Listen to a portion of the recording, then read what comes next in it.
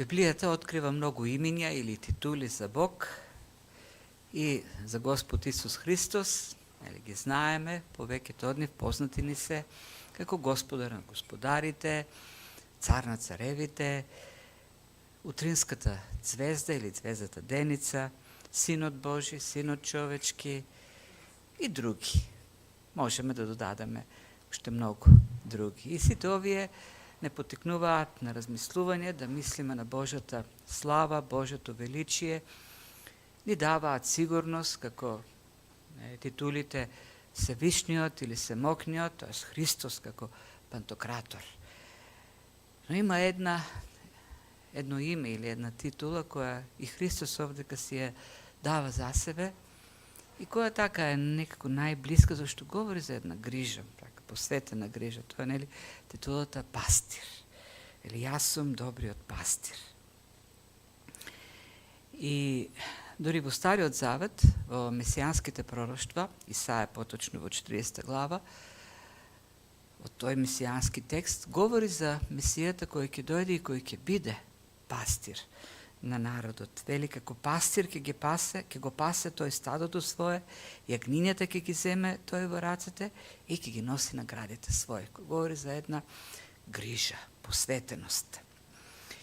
А Новиот Завет на 3 пати го поврзува Христос со неговата пастирска грижа. Во Евреите е наречен големиот пастир на овците. Петар во своето прво послание го нарекува пастироначалникот, оној кој што е главниот пастир. И овдека Господ Исус Христос ја открива најјасната, така да кажеме, асоциација со неговото пасторство. Кога вели пастирство, кога вели јас сум добриот пастир кој животот свој го дава за овците. Јас сум добриот пастир. И со таа изјава тој исполнува се она што Давид, например, го пише од 23-тиот псалм. Неколку пати веќе се навраќавме, говоревме за тоа. Една служба на Господ Исус Христос како Месија кој вклучува и снабдување, грижа, но пасејќи го стадото на пасишта, и водство, водење по патеките на правдата и заштита. Ние сме во неговиот дом заштитени, безбедни од противниците, од непријателите. Меѓутоа, користејќи, додавајќи, и придавка добар, или во оригиналниот јазик калос, тој открива дополнителна некаква светлина кон неговото пастирство. Тој е добар пастир. А во древните јазици, добар или доброто е поврзано со убавото. Убавото е добро и доброто е убаво. Така да зборчето калос е синонимно и за убаво и за добро. Од тука многу зборчиња кои го содржат, кои содржат ова именка калос, и знаеме и денес, како калиграфија, можеби таа ни е најпозната. Во превод, калиграфија значи убаво пишување, од калос и графеин. Графа значи слово, пишување, така. Доброто пишување е она кое е со убави букви. Сега, има разлика во разбирањето, во поимањето на убавото во античкиот свет, на кој и ние историски го градиме нашето разбирање за убаво, и библискиот, древниот библиски свет или евреите. Кај античките народи, убавото, елинистичките народи, убавото се врза со естетиката, со надворешната убавина, со пропорциите на телото. Тоа е оној елинистичко-римски свет. Меѓутоа, библискиот свет, убавото е поврзано со Божјото присуство. Бог е Божјото дејство, Божјото исполнување, симнувањето на Бог е разбирањето за убавото. И најубавото место за живење е храмот, тамо каде што е Бог. Најубаво човек се чувствува кога е покрај Бог. И ние денеска ги користиме, синонимно термините добро и убаво. Например, за некој човек, ќе кажем дека е фин човек, не затоа што е може би физички приличен, но затоа што е добар човек. И затоа е фин човек. Не знам овдека дали е така, но ние таму у Струмица многу пати знаеме да кажем, многу убав човек овој. И воопшто не мислиме на физичкото. И тоа е разбирањето за убаво, за присуство на Бог. Нели се сеќавате на псалм 132 или беше или 3, каде се говори за единодушието, колку е убаво кога браќата живеат во единодушие. Убаво е како маслото кое се излева над главата на Арон и истекува низ неговата брада и се слева по неговите одежди. Убаво е како росата, која беше, забораев, росата која, како беше? Ермонска, да, која капе на Сионската гора. И сето тоа асоцира на Божјото присуство. Естетски погледнато, нема убавина кога зејтина кој стуриме сега на човек со брада и коса вака, и му тече зејтинот, и низ брадата му се слева, и потоа на облеката остава флеки, меѓутоа излевањето на мирото е символот за симнувањето на Божјото присуство или Божјото одобрување, благоволение над свештеникот, во случајот со Арон. Тоа е убавот. А Христос пак, како отелотворениот, воплотениот Бог во човек, е кулминацијата на убавината. Тој како Бог, како човек, дојде. Бог дојде како човек, носејќи сета божествено со себе. И затоа Христос е најубавиот. Немало поубав човек на земјата од Христос. Повторно кажам, не во физичка смисла на збор. Дури, нели сега, тука има спорови во 53-та глава на Исаја, кога вели дека не надворешно немаш ништо привлечно кај Месијата, нема како исушена или како беше стебленце од сува земја, исушено стебленце, суво стебленце. Нито величи, немаше нешто во изглед што би не привлекувал. Некој смета дека тоа е за крстот, таму како што изгледал. Не знаеме како физички изгледал, можеби и физичкиот изглед опишан овдека, но убавината, вистинската убавина во Христос, како добар пастир, убав пастир е во токму неговата божествена посветеност. Зашто продолжува, тој е добриот или убавиот пастир, зашто и душата си ја дава за своите овци. До таа мера е добар или убав. И јас верувам дека, и не само што верувам, го гледаме тоа во текстовите, во Новиот Завет, гледаме дека луѓето си го сакаа Исус. Иако на крајот го распна, луѓето го сака, одеа по Исус. И тоа посебно онаа група која не беше покорна на фарисеите. Другите од страв кон фарисеите се отстрануваа. Меѓутоа, даночниците или како се вика, цариниците си го сакаа. Лепрозните кои беа отфрлени го сакаа, грешните го сакаа. Тој беше со нив. Ги допираше, ги слушаше, беше добар со нив. Беше убав. И тоа е убавината. И ние сме повлијаени од тоа разбиране за убавината и ги мериме, луѓето ги цениме, гледајќи го нивниот физички изглед. И се однесуваме, нашата представа што ја градиме, ги перцепираме според фризурата, козметиката, надворешната убавина, телото, облеката.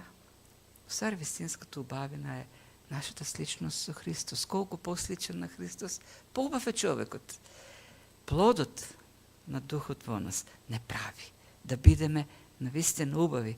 Ако не во очите на луѓето, во Божите очи сигурно.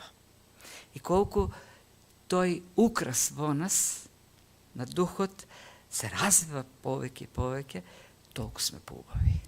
И така да гледаме, да ги цениме луѓето, нивната убавина да откриваме во исполнетоста со Бог, со божествениот живот во нив.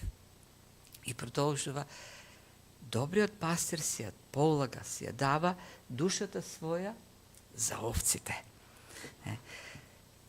Пастирите во древноста имале ризична работа. Тие се соочувале со различни опасности. Прво имало зверови, диви. Давид, нели, спомнува како пастир се соочувал и со волци, со лавови, и со мечки, и се борел. Кога ќе зграбчи некој звер, овца, му ја вади од устата, си го ризикува животот. И пастирите биле навистина изложени на таква задача, и пастирите биле силни луѓе, меѓу другото.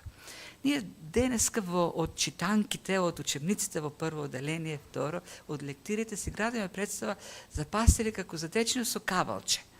Зашто може би на овие наши простори пастирувањето не е опасна работа. Меѓутоа во древниот исток било ризична, зашто имало па и разбойници, крадци, кои напаѓале стадото, ги напаѓале пастирите за да го ограбат, да го земат стадото.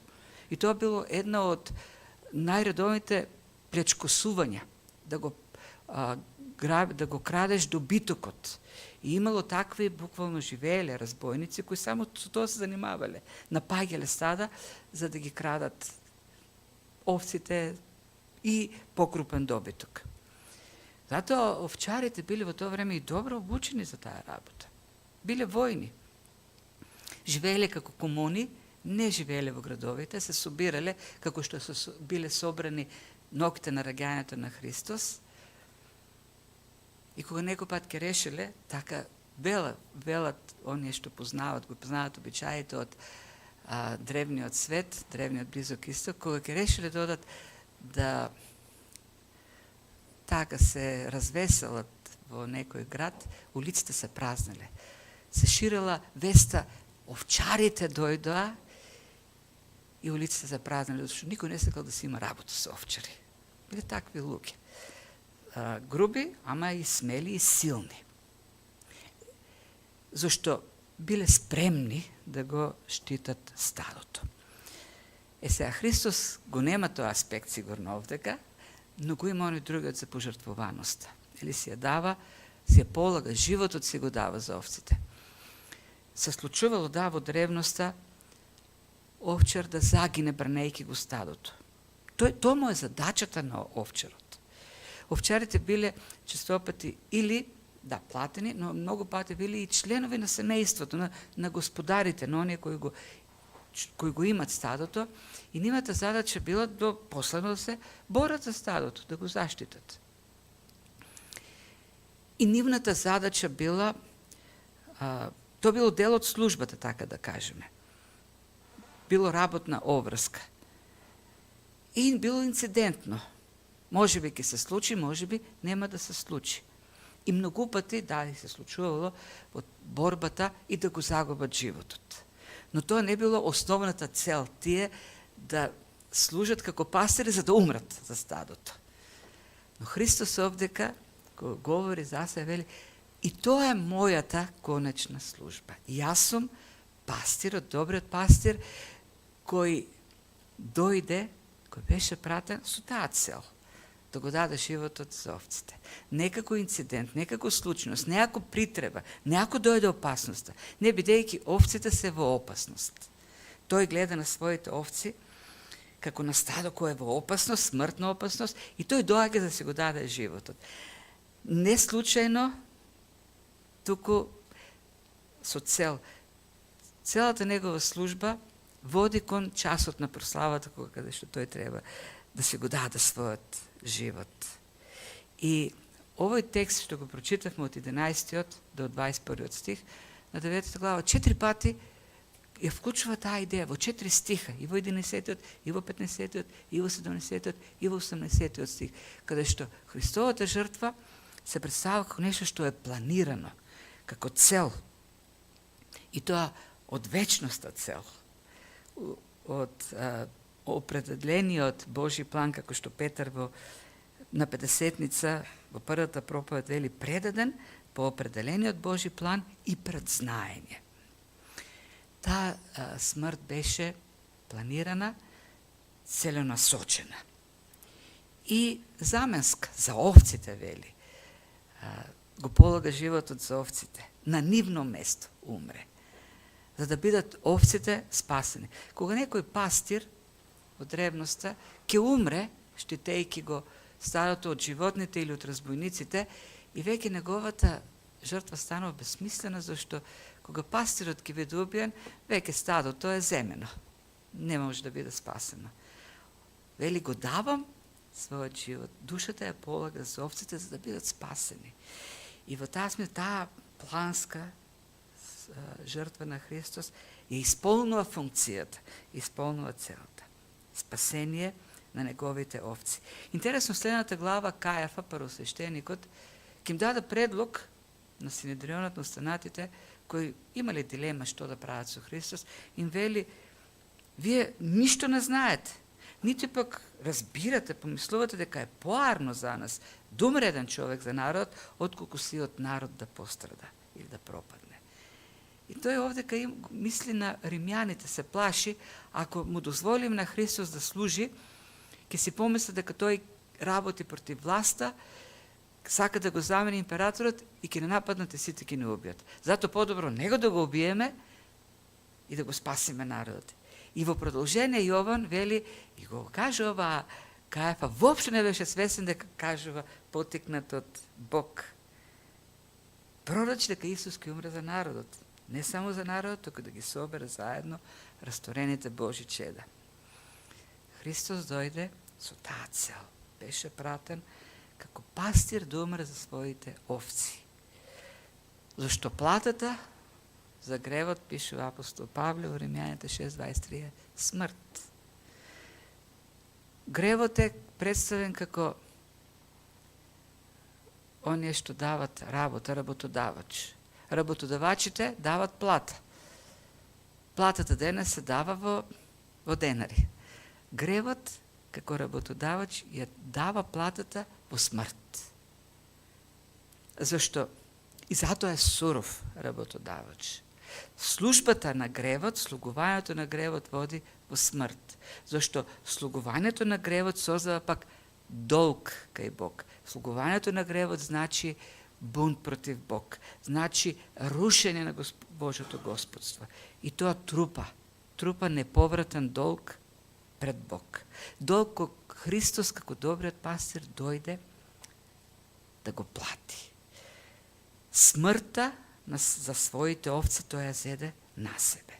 Тој умре со нашата смрт, за да не избави од таа смрт, од тој долг. Затоа вели, за овците дојде да го даде, да го положи својот живот за овците. И таа е таа вистина од која што тргнува Господ Исус. Моите овци се во смртна опасност. Затоа јас доаѓам да си го дадам животот во нив. За нив, зашто кој не верува во Синот, нема да види живот. Кој верува во Синот, ќе види живот, ќе има живот. Гневот Божи е врз оние кои не веруваат во Синот, останува на нив. Кој верува во Христос, неговата смрт на крстот го избавува од таа смртна опасност. Но не е така, продолжува Христос, со наемникот. Наемникот не е пастирните собственик на стадото. Наемници били оние луѓе кои за плата се ангажираат во одреден период. Тие не се пастири. И си има пастири чијшто служба е стадото, пасењето, и они живеат со стадото. Цел ден поминуваат со стадото, го познаваат стадото, сите овци ги познаваат. Има една поврзаност меѓу пастирите и стадото. Определени ситуации биле ангажирани наемници, луѓе кои доаѓаат за плата. Наемникот не е врзан за овците. Нема врска со овците. Тој доаѓа да одработи одредена работа за плата. Него го интересира платата, не стадото. И затоа кога ќе дојдат овци или разбойници, тој си оди, зашто тоа не е неговата служба. Не го интересира доброто на овците. Него го интересира платата се ја добија за она за кој што е ангажиран. И очигледно овдека многу јасно Господ Исус мисли на духовните водачи во тоа време, кои се нарекуваа пастири на народот, а беа наемници, всушност ги интересираше само нивниот личен интерес.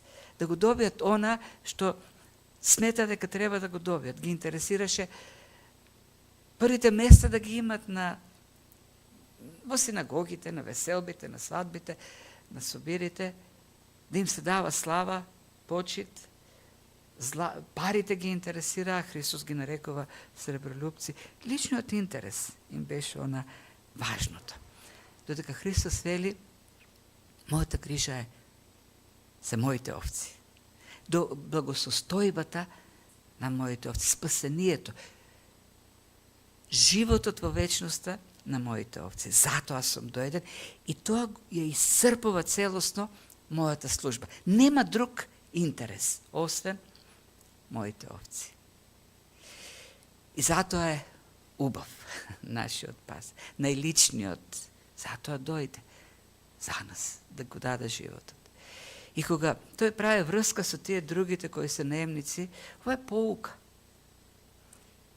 Нашата врска со Христос, Бог нас не поставува, Бог поставува пастири на неговото стадо. Не само оние што ги водат црквите, сите во некаква ситуација се поставени на пастири на Христовото стадо. Дали во семејството, во домакинството што ни го дава. Дали во некоја друга служба. Ние ме водиме како водачи, како пастири. Господ Исус дојде да го и ни остави пример на тоа кој е интересот, која е службата на посветениот, на Божиот пастир. Тој има пастирско срце. Пастирско срце кое е спремно да се даде. Не е наемник. Христовите служители не се наемници кои мислат на својата плата, кои им е дадена некаква служба која треба да се извршат за да си ја добијат наемнината како наемен работник, туку тие се душегрижници. И нивната служба, нивниот фокус е доброто на стадото. И од тука, таа е сличноста, колку повеќе Христос во нас живее и изобилува, толку повеќе неговиот живот се покажува во нас. И таа грижа што треба да има пастирот, или ајде да кажем подпастирот. И тука не мислам само на старешни, на сите нас, зашто сите во некаква форма сме поставени во таква служба. Да мислиме на благосостојбата, на она што треба, на доброто, духовното добро на Божите овци. И прето основното клуч, слугување, пастирувањето значи слугување. Миењето на нозете на другите. И основното хранењето. Правилната исхрана. Зашто на крајот на краиштата благосостојбата на Божјото стадо зависи во најголема мера од тоа што конзумира. Лично, секој од нас, а и со што го храниме другиот. Како и во физичкиот живот. Јоана ние велиме устроници, една мрвка. Една мрвка е. Не знаете што е мрвка? Еден залак. Може еден залак да ја кажем.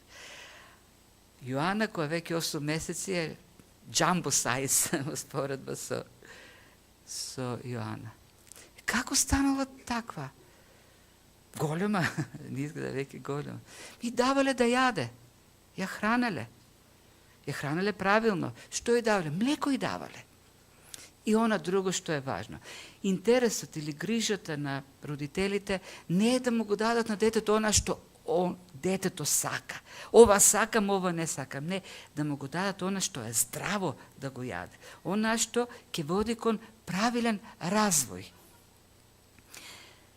Пастирите, нивната грижа не е да им го дадат на овците она што они сакат да јадат, туку она што е здраво да го јадат.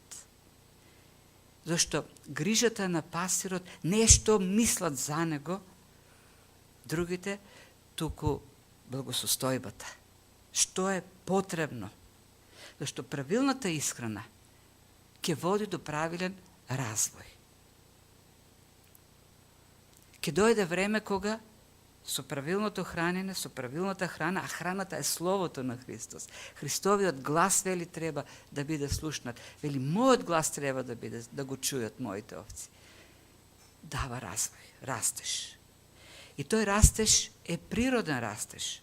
Природно во нас се раѓа плодот на Светиот Дух. Како што и со овцата која е водена на сочни пасишта и бистри води, ќе дојде време кога ќе даде добра волна, ќе даде добро млеко, ќе роди јагниња. Доаѓа време кога плодот неизбежно ќе треба да дојде. И се репродуцира овцата која е добро храната. Христијанот кој е добро хранат во општението со Бог и Словото во молитва, ќе се репродуцира како христијанин, ќе се умножува.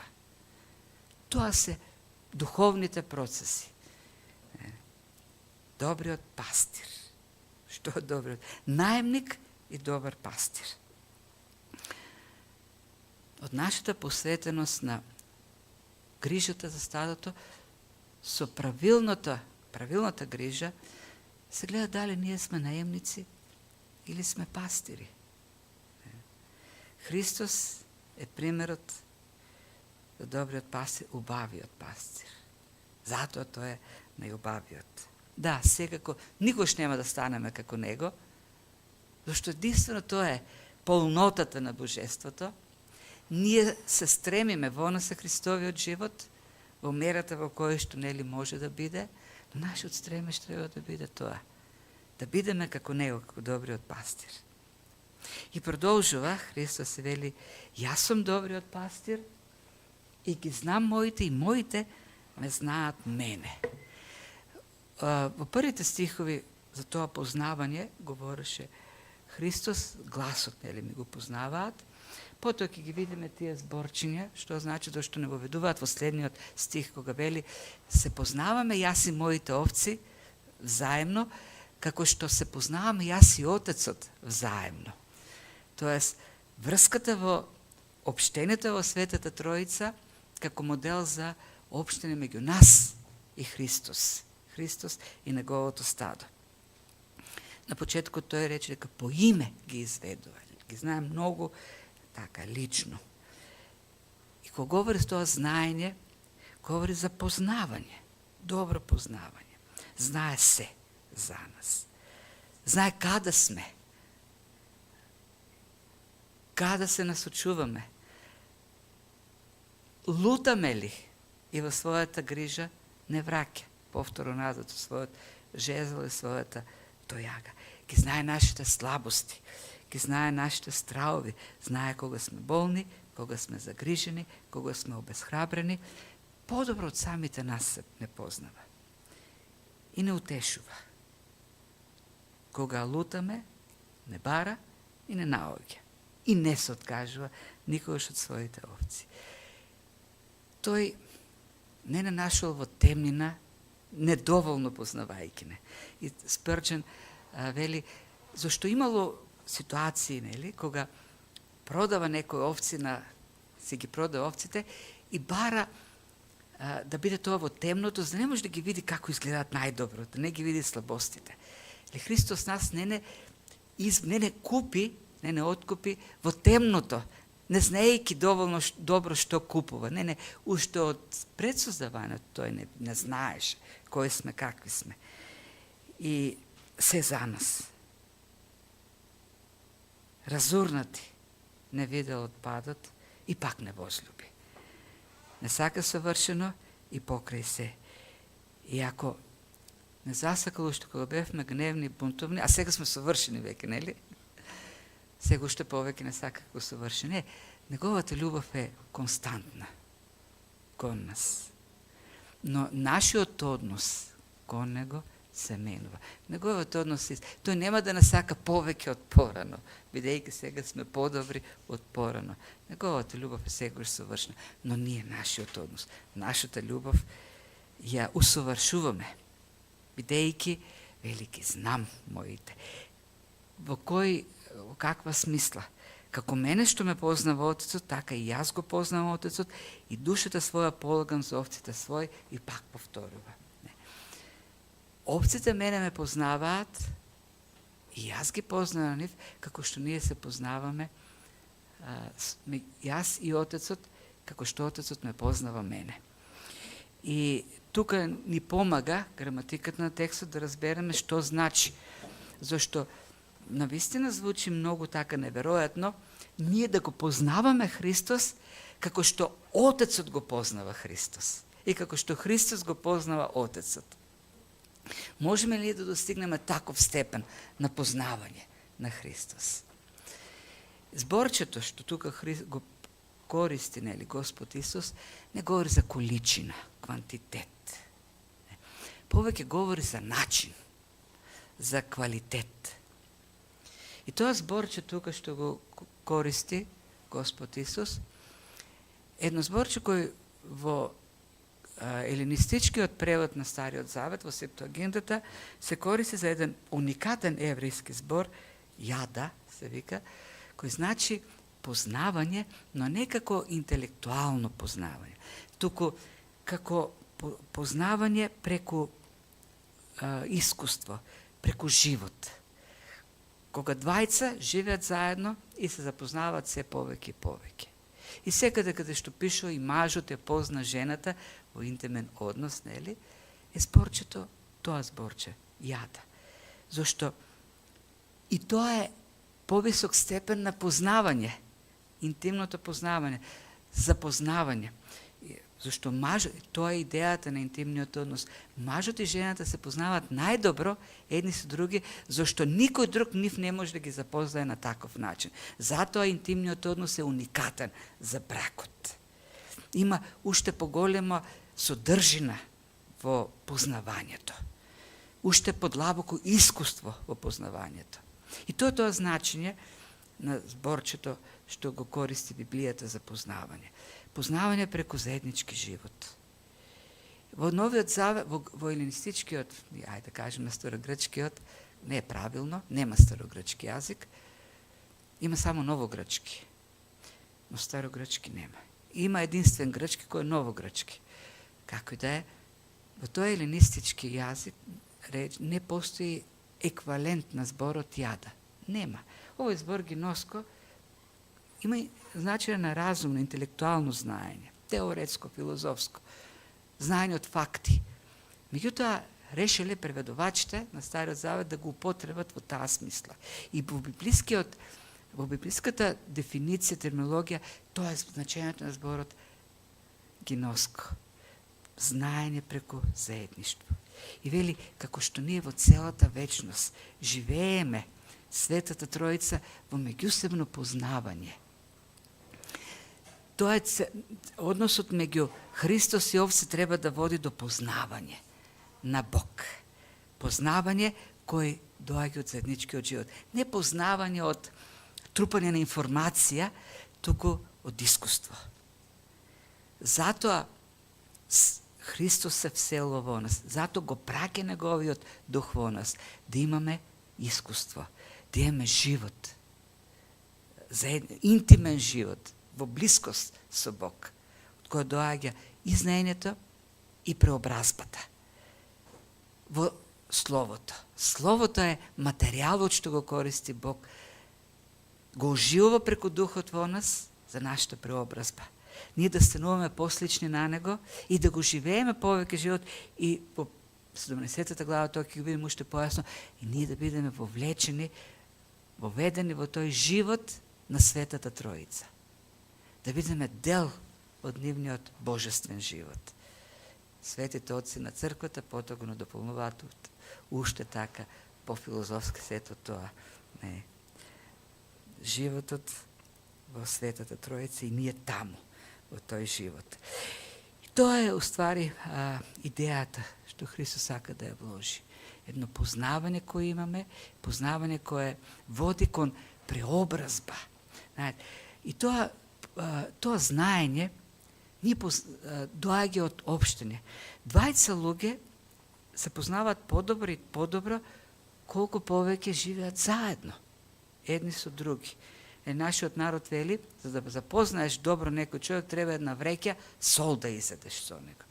Секако, нели, не е буквално, не треба да земеш сол и да ја со некого да јадеш, може за неколку, тешко ќе изедеш, нели, за кратко време, за долго време ќе го јадеш, идејата е време да се поминува. И знаете дека во таа, луѓето почнуваат да наликуваат, се преобразуваат, тој во бракот се случува, живејќи заедно, познавајќи се еден со друг повеќе, се преобразуваат. Секој Бог не може да се преобрази во односот со нас, но ние сме тие кои се променуваме, се преобразуваме и снуваме се повеќе како Него. И познавајќи го се повеќе, Христос,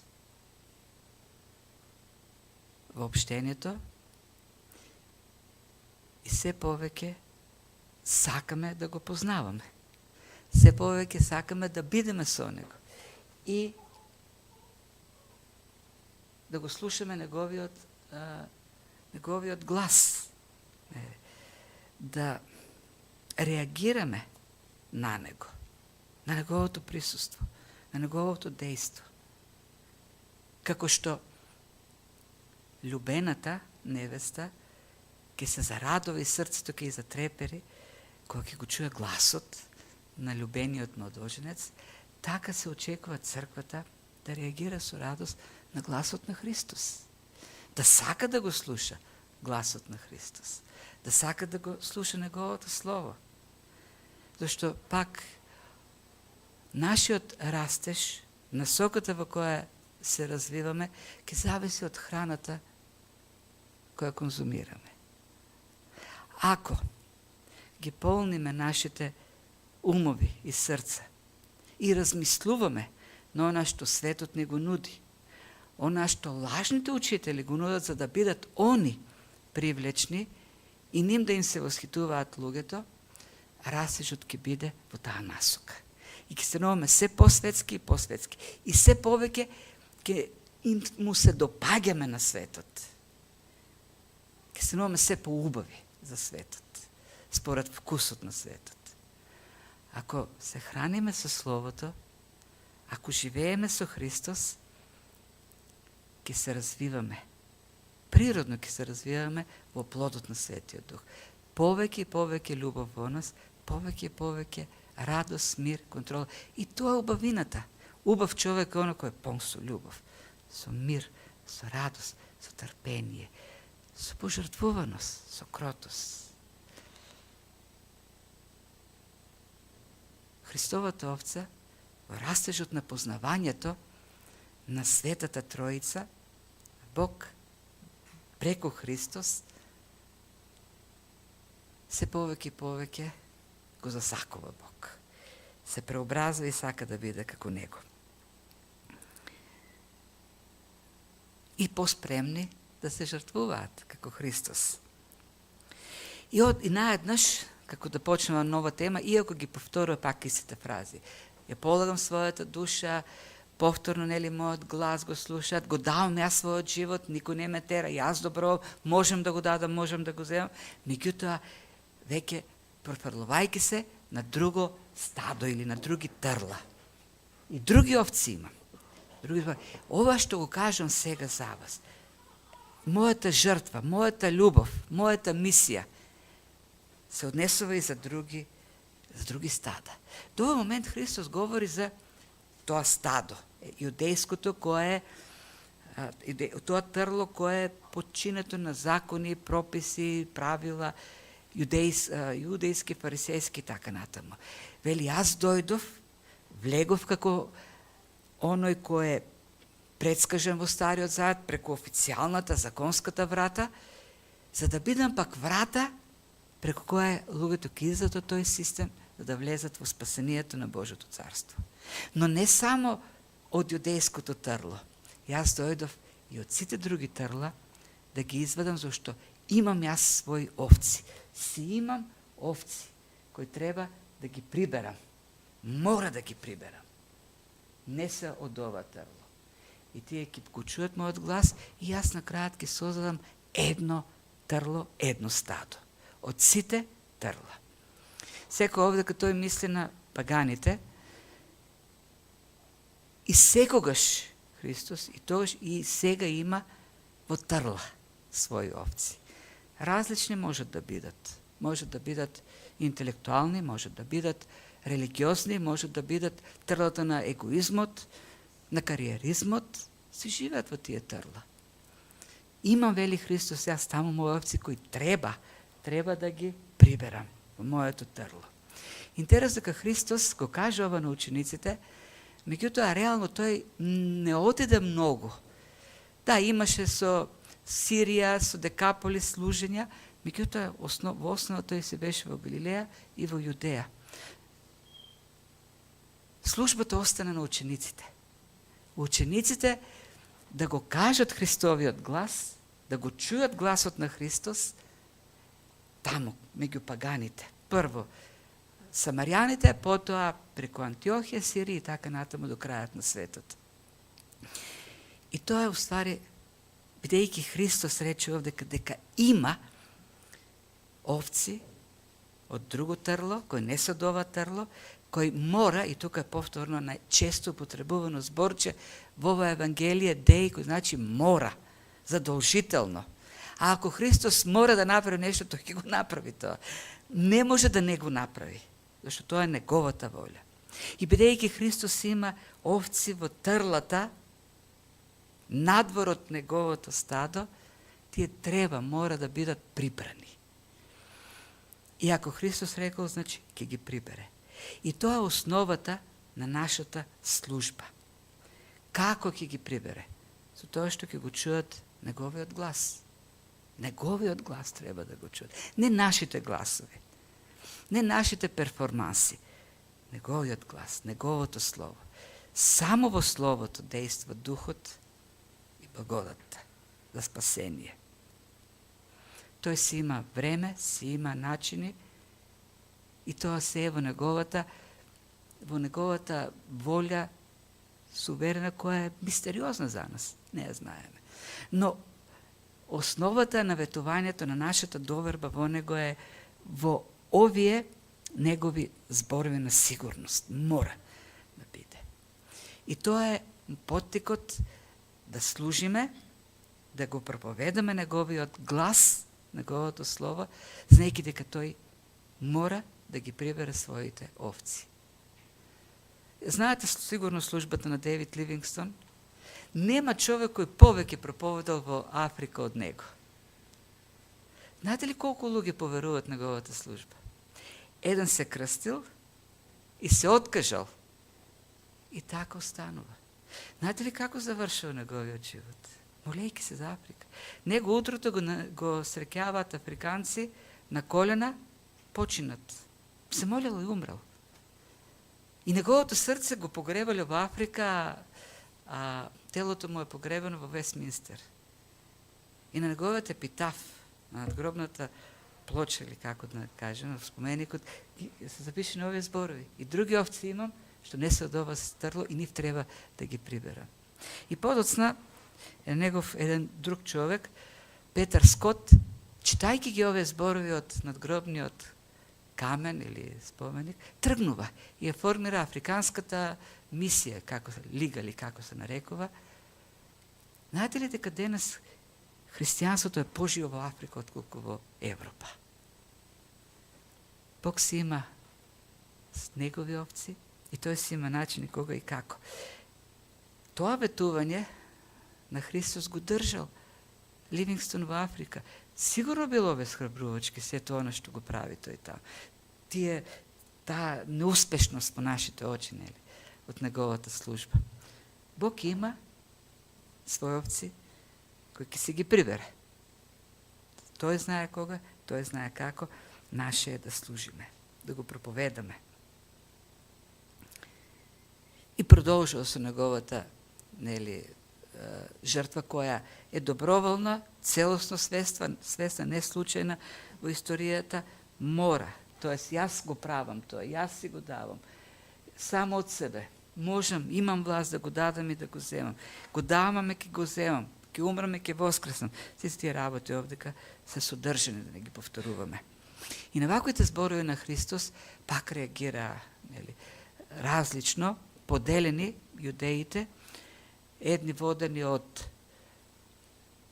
традицијата, не може ова да биде Бог, ова е сигурно луд, тоест има демони, зашто демонизирањето се манифестира преку лудило. Додека други пак размислуваат на основа на делата. И велат, може ли човек, ако е луд, т.е. ако е демонизиран, да има вакви дела, т.е. на слеп да му отвори очи, која е јасна манифестација на месијанството, на божественоста на Исус. И почнаа да се расправаат. Малку порано Христос им рече, ако некој сака да ја врши волјата негова, ќе разбере. Ќе разбере дали ова учење од Бог или јас самиот од себе зборам или сум луд. Имате ли волја да извршувате? Имате ли желба да ја вршите? Копнеш волјата Божја. Знаете, не можеме да се играме со Бог. Клучното прашање не е дали има аргументи. Христос цело време Бог ги трупа, ги поплавува со аргументи. Од Библијата, од Стариот Завет и од неговата служба. Од неговите дела, знаци. И не беше прашањето дали има аргументи или не, туку прашањето беше неподготвеност. Ти не сака, отврла, бира таму да бидат со нивните традиции. Аргументите јасно следочија. Ако немаш таков, копнеш, моли се, Бог да ти го даде. Да благодат, да го засакаш неубавиот, да копнеш по неговиот глас, да ја вршиш неговата воља. Зошто на сето ова што ни го открил Бог во неговото слово, во историјата, да не се реагира, соодветно е лудило. Затоа во конкретниот случај најлуди се покажа оние што го отврлија Христос.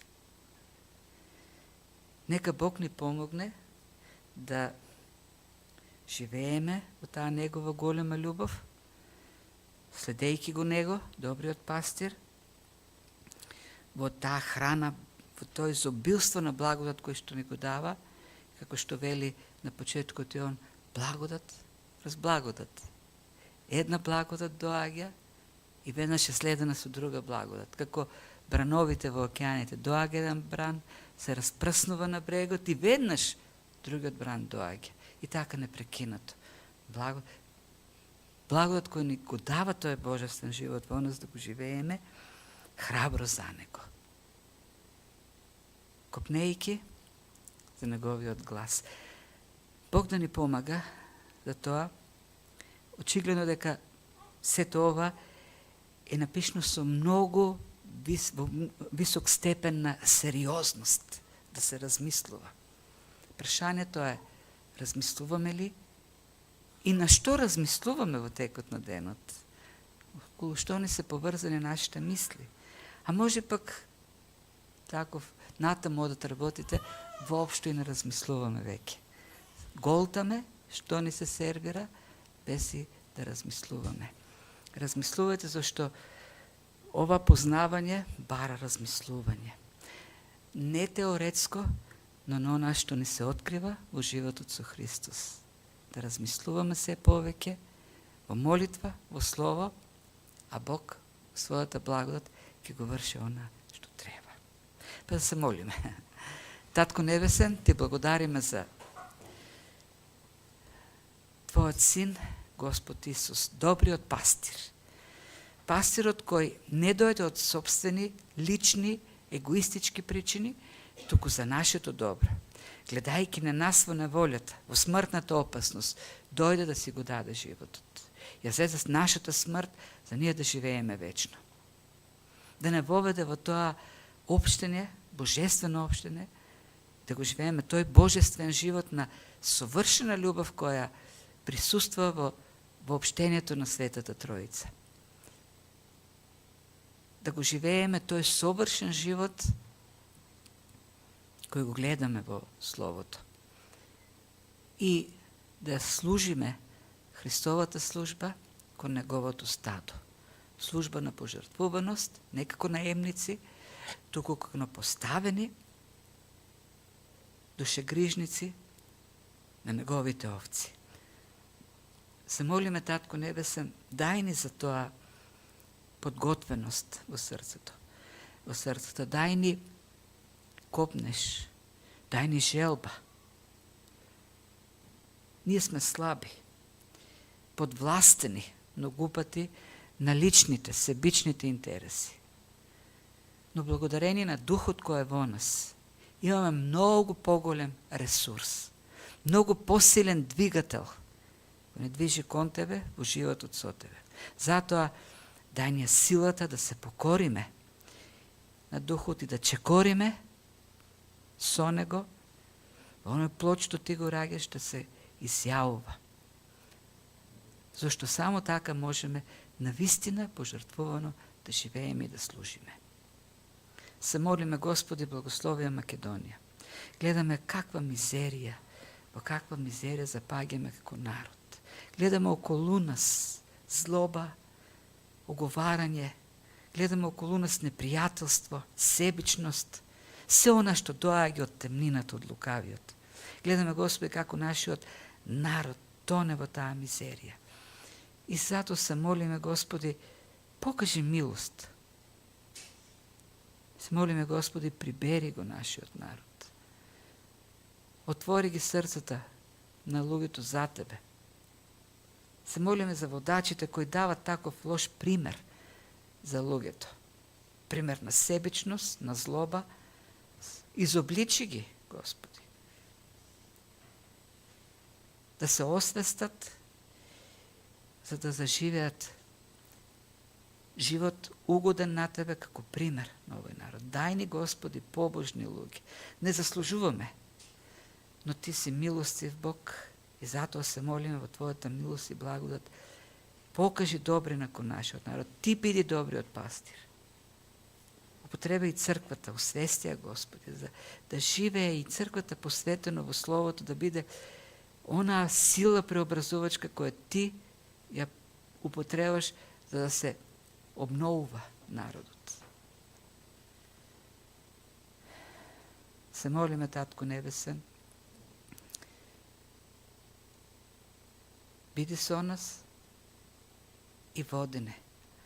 И покорувај ги нашите мисли на Твоето Слово, да те следиме верно. Во Христовото име се молиме за сето тоа. Амин. Амин. Ајде сега да го славиме Господ.